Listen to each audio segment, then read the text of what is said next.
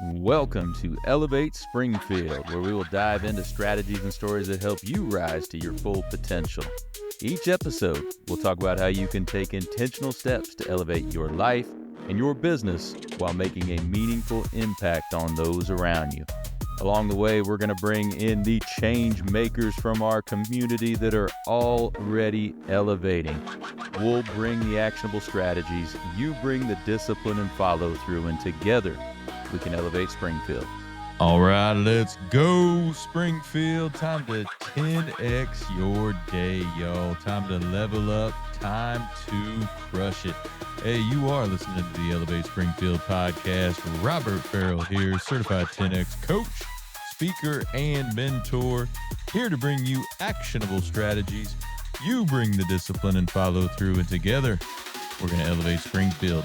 Well, you are listening to another segment of Communities Grow Together on the Elevate Springfield podcast. As you know, we drop these segments each week.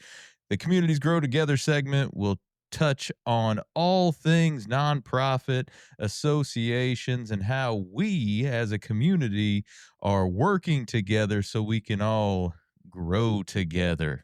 This segment is brought to you by David Hilst, American Family Insurance Agency over on West Wabash. Whatever you need insurance-wise, whether that's business, life, home, auto, or anything in between, hey, David and his team can take care of you. Give them a shout, or hey, stop by and visit them over on West Wabash.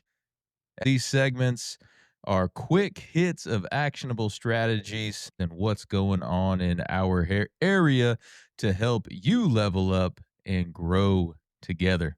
Be right back after the break. Looking for personalized insurance with hometown care? David Hilst, American Family Insurance Agent, is here to help you protect what matters most: your family, your home, and your dreams. Whether it's auto, home, life, business, David and his team are proud to serve the Springfield community with trusted advice and reliable coverage. Local service, real relationships, peace of mind. Call today or stop by their office. They can build your dream protection plan together. Call 217-726-6343. All right, and we are back for another edition of Communities Grow Together, brought to you by David Hilst, American Family Insurance Agency. Hey, anything you need insurance-wise, whether that's personal or commercial, give David and his team a shout or stop by their office over on West Wabash. So today in the studio with me, I've got Anna Brandon from the Springfield Figure Skating Club. Anna, how you doing this morning? Pretty good. Pretty excited to be here. Thank you for coming down and talking to us about the club. I really don't know a lot about the club, so I'm excited to hear about it, hear what you guys do, and talk about your upcoming Spotlight on Ice. That's going to be fun. So, well, Anna, before we get into the club, let's just learn a little bit about you. How long you been into figure skating? Talk to us a little bit about your background. Well, I started figure skating when I was 5 years old. So in 1998 is when I started. And then I competed for about 10 years, took a little gap, took a little break for college, came back and decided to become a coach. So now I coach it, and I've been coaching for about 4 years now. Okay. So when you said competed in the figure skating world, what does that mean? You competed for 10 years. Where are you at? What are you doing? I just in like the U.S., so just all over the place, just like you saw in the Olympics, but just a little watered down, not as intense. So what are some things that I really don't know much about figure skating? So what are some things that you do when you compete? How are you scored and all that good stuff? So we're scored on our jumps, our spins, our components. You just want to capture the judge's attention, basically. So it's kind of how well you sell the skate, because it's just like art on ice. And so you want to, and it's like theater on ice too.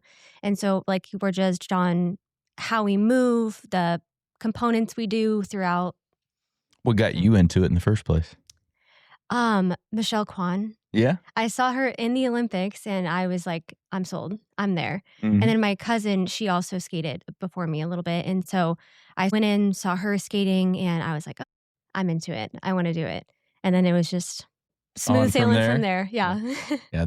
That is crazy. How some of those Olympians, they can really make an impact on kids, Absolutely. you know, and especially in the sports like that. Michael Phelps, I think, did that with swimming some. It's just crazy how that can really blow up a sport. No, and especially since the Olympics was this year, I feel like we've been getting a lot more traction at the rink because everybody saw Amber Glenn and Alyssa Liu and Isabel, and we have been getting a lot more attention now, which is awesome. I love to see that everybody's getting inspired by the Olympics. So we're happy to have the traction. We're happy to have the crowd coming our way. Absolutely. So you said the rink. You're talking about the Nelson Center? Yes. Yep. The Nelson Center here in Springfield. Is that the primary place people can skate here? Is there anywhere else, or is it all pretty much all the Nelson Center? It's pretty much all the Nelson Center. In Bloomington and Peoria, Decatur, there's a couple places, but we have the probably the most crowded rink, I would say. So as part of being part of the club and doing all the competition, did you always know that, hey, I wanted to continue on with this stuff? Like, hey, I'd be a coach one day with this, and this is always going to be a part of my life? I didn't think, when I was little, I think I wanted to be a coach, but I never really thought it would be my career path at the end. But then when I came back and I started skating again after college, I was like, wait, I really see myself doing this long term. Basically, the inspiration that I had when I was a little kid, I kind of got it back, and I was like, okay, I'm in it. And now that I'm in it, I'm like, okay, I can't see myself anywhere else. Definitely can hear the passion in your voice for it and everything. Yeah, I love it. I do love it. It's awesome. And I feel like Nelson Center, it's like just a second family. And so it's fun I grew up with these people, and so now I'm back with them, and it's fun to do. Well, talk to us a little bit about the club. So the Springfield Figure Skating Club, it's actually growing. And so you have to be in a club to compete. So we have a lot of competitive skaters. We have a lot of recreational skaters. We have our show skaters as well. I love that the club not only does skating fundraisers, but we also do charity fundraisers as well. We've gone to the Ronald McDonald House, and we'll do just some other fundraisers. Like we just did Skate Like a Champion Day, which we had, was inspired obviously by the Olympics. And we had people come out and skate with us and feel what it feels like to be an Olympian for the day. We got like the medals. We could make medals of your own and stuff like that. So it's fun. That's awesome. Okay. So when you made the medals, did you have like a little mini competition or something, or it was just everybody out there and you did No, we didn't have a mini competition, but put like 7th on mine because it was like a cute little number that was the number 7. And all the little kids were like, well, I'm number 1. And I was like, okay, well, I'll be number 7. It's okay. Right. We had some relay races, but it was with balloons and stuff like that. So, but it was fun just to watch everybody, and, music's blaring, whole thing. Nice. So in terms of who can be a part of the club, is it all age ranges? Who's a part of this club? All age ranges, yeah. So my youngest skater is 2. Oh, wow. And my oldest skater is 54. Okay. So I have like a plethora of folks. If if you're dedicated and you want to start skating and you want to start competing, or you want to be in Spotlight on Ice, then the club is a perfect place, no matter the age. There you go. Or the skill set. You could have 0 skill, and we'll teach you. I was going to say, you could probably start from the very beginning, first putting on the skates and getting out there for the first time, right? I mean, imagine that's what you did with the 2-year-old. Yeah, with the 2-year-old, and actually with the 54-year-old too. The 54-year-old, his name is Howie. He decided he wanted to live the dream of being a hockey goalie. And so one day he just called me and he was like, hey, I saw you on the list of coaches. And he's like, I want to start playing hockey. And he's been killing it ever since. So it's been awesome. That's great. How's the coaching different compared to somebody that just, hey, I want to learn how to skate, or I want to play hockey, or I want to be a figure skater, or I want to be in this show. Right. How's that different? So I feel like for my hockey people, I'm a little bit tougher on them, just because they kind of have to be a little bit tougher. They're getting hit left and right. They've got all the pads on. They're smacking into the walls. So I try to kind of teach them not only strength, but kind of a little bit of toughness as well.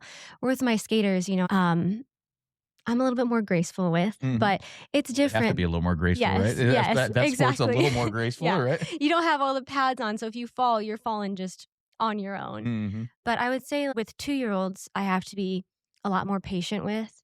They're just starting out. They don't really know too much yet, and so you got to be a little bit more patient. But with like my competitive skaters, there's a little bit of strictness in there. So it just depends on where you're at, and age too. It depends on age too. Because with my adult skaters, I can be a little bit more like, I don't want to say flexible with, but I can be a little less strict with, because they know the ins and outs of their own body. Sure.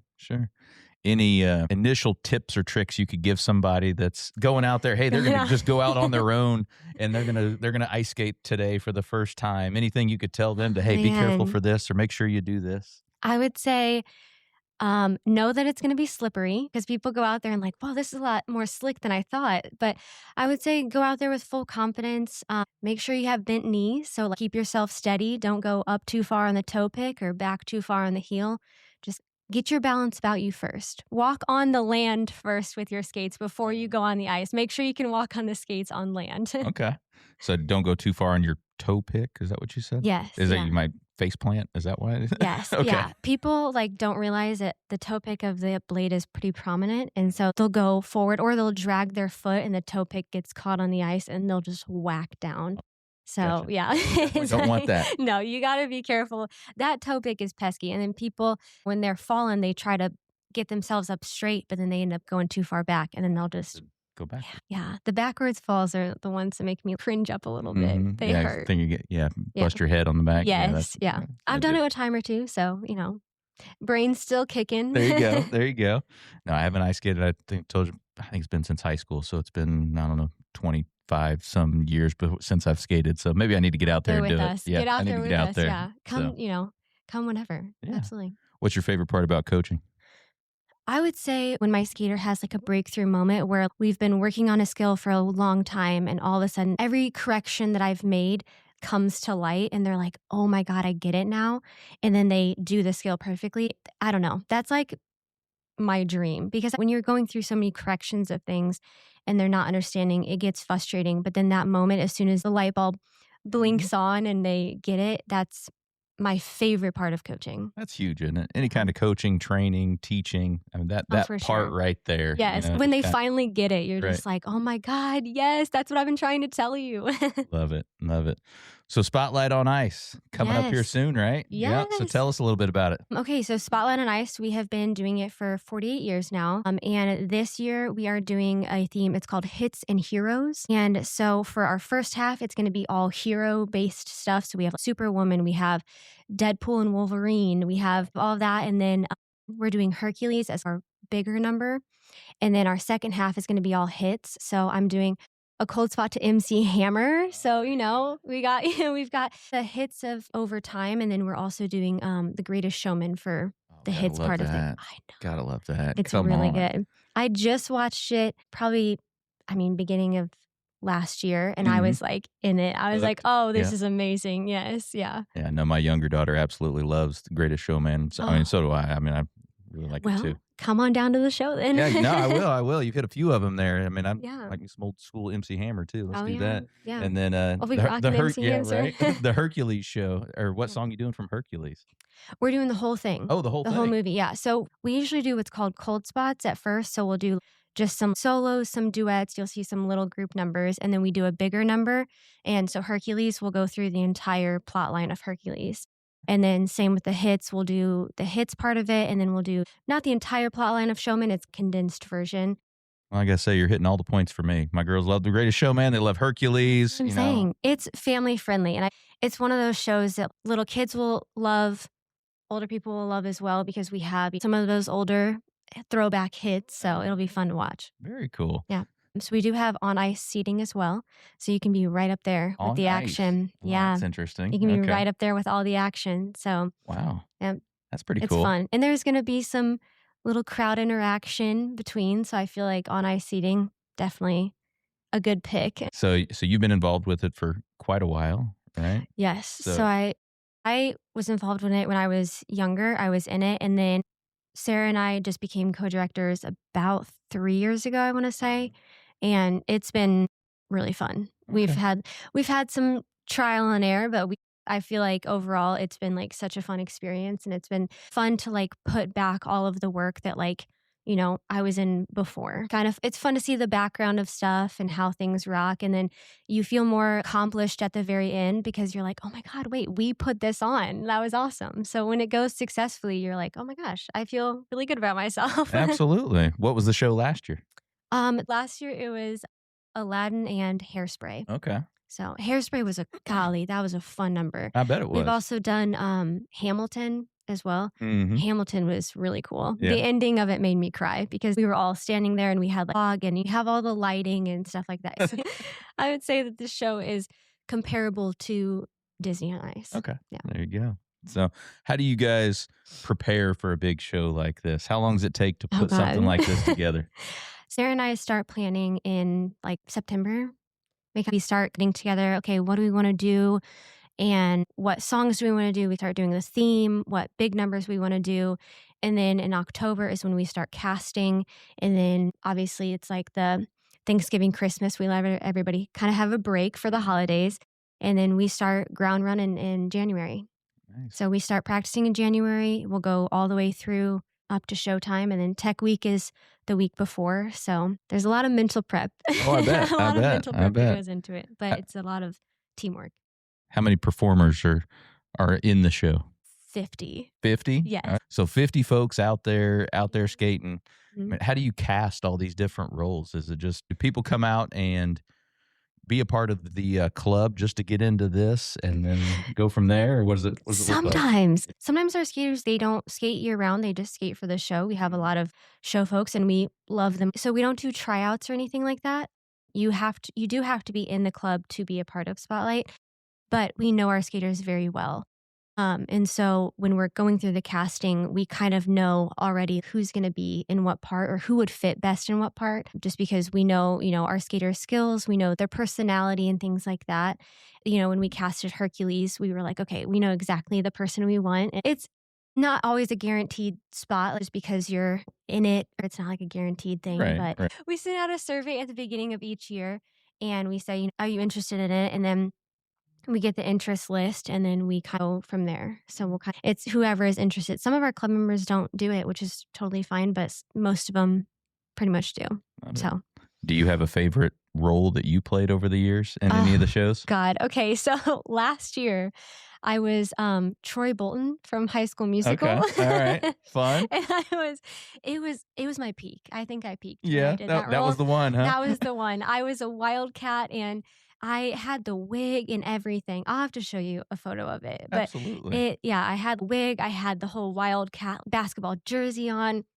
That was probably my favorite one of all time. I try to make my solos, when I pick them, I try to make them pretty fun because obviously show can be pretty stressful. And so I want to skate to something that's more upbeat, more fun so I can just let loose some stress and some energy. So one year I was the genie and then now this year I'm MC Hammer, so jack of all trades. Yeah.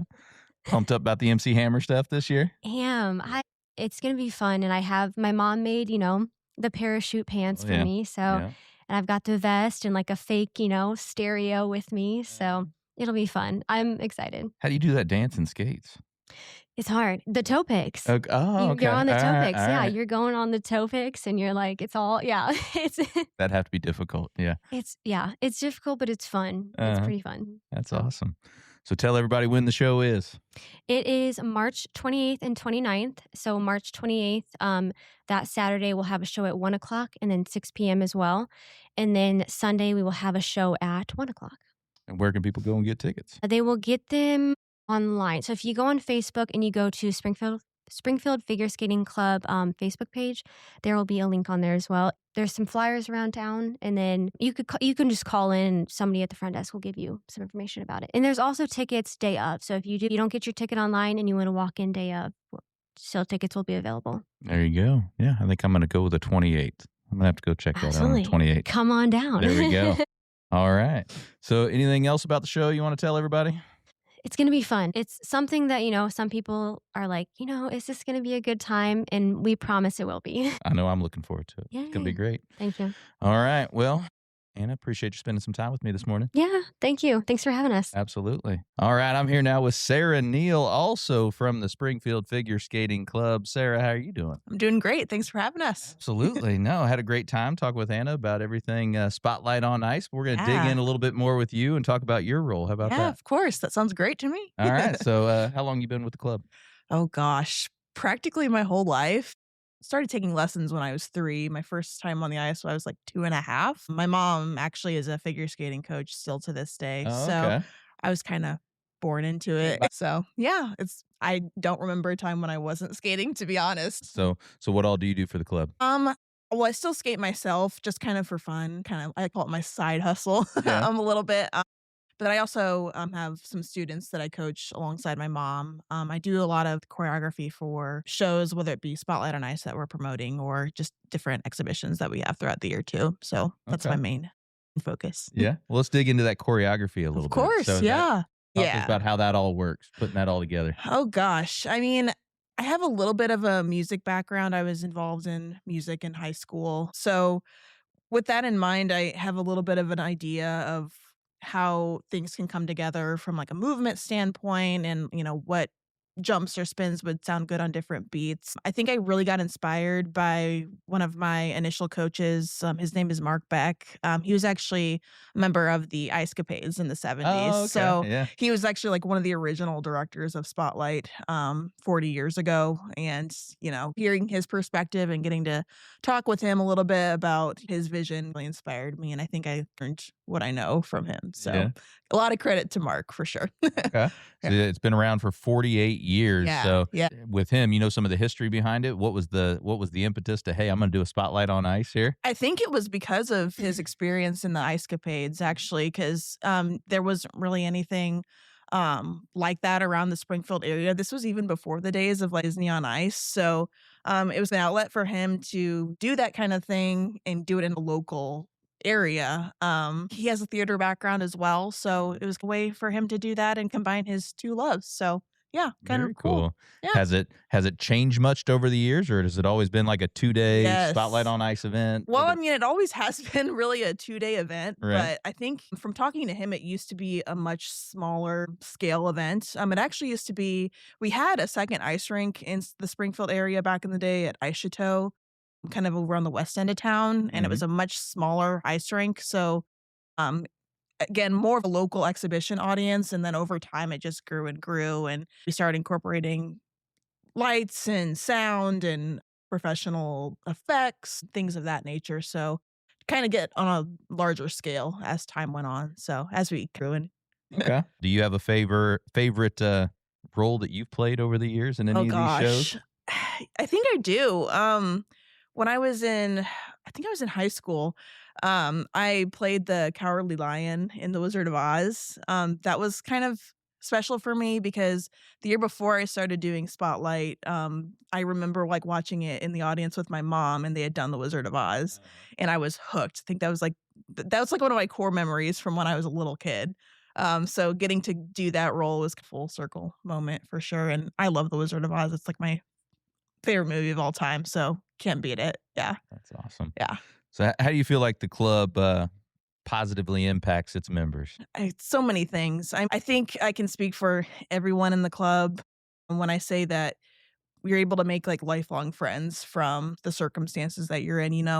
It can be a very stressful environment with competing and just, the stress of performing for an audience, but we all have similar experiences. And also like figure skating in general is a very individual sport. You're often out there by yourself, but something like Spotlight gives you a chance to work with a team and work with others. So it's a very unique experience for our skaters that they don't get at other times during the year. So I think it's just a great outlet for these skaters to have a team and feel like their people are behind them. Yeah, no, that's an interesting point because, like you said, figure skating is pretty much, it's you. It's you out there, right? Unless you're doing the duo type thing, it's pretty much you out there. So this is a pretty cool opportunity for everybody to come together and work together on a big event. Yeah. So what are you most excited about this year's Spotlight? That's a large question. All of it. Is that an answer? Of course. Yeah. We've got a lot going on. I'm choreographing The Greatest Showman. That's my main focus. So that's a lot of fun. Again, lots of bright colors, lots of fun choreography. Me and Anna actually have a duet that we're doing. We're just getting to Bye Bye Bye from NSYNC. Oh, nice. We're just going to goof off and have a great time. That's going to be fun. So, yeah. Sometimes you just got to have a good laugh and have fun with yourself. So, yeah. Love it. Yeah. All right. So NSYNC, that's on the hit side of the. So actually, we put it on the hero side because with the Deadpool Wolverine, that's like the first song at the beginning of that movie. So I'm like, you know what? Might as well put it in that side too. So one of us is Deadpool, the other's Wolverine. So yeah, just a fun thing. Yeah. So who came up with this year's theme? We both did for sure. It became one of those things where we didn't really know what we were going to do at the beginning of this year. In all honesty, we usually have a general idea of what like our big numbers are going to be, but we had a lot of long conversations this year about what we wanted to do. I had wanted to do Hercules for a long time. We haven't done it in the ice show ever. So, and I thought it had great music and good potential for an ice show. So we did that. And yeah, The Greatest Showman was something we had done previously when it was a new movie. So it just kind of came together naturally. And me and Anna talked and we were like, you good with this? Okay, let's do it. Yeah. No doubt about it. Yeah, I think everybody knows the Greatest Showman songs are really powerful, but may not know the Hercules ones. Those are pretty powerful too. Like I'm not sure if that's what it's called, but I Will Find My Way or whatever. Yeah, like Go the Distance. Go the Distance. That's right. Yeah, that's a good song. I think it's such an underrated movie. Honestly, like I hadn't seen it in years, and I watched it, and I'm like, this is so good. Why did not more people know about this? So we're super excited to share it and hopefully get more people into it. So no, like I was talking with Anna, that's one of my older daughter's favorite, like when she was younger growing up. So definitely an underrated Disney flick. For sure. Yeah, so good.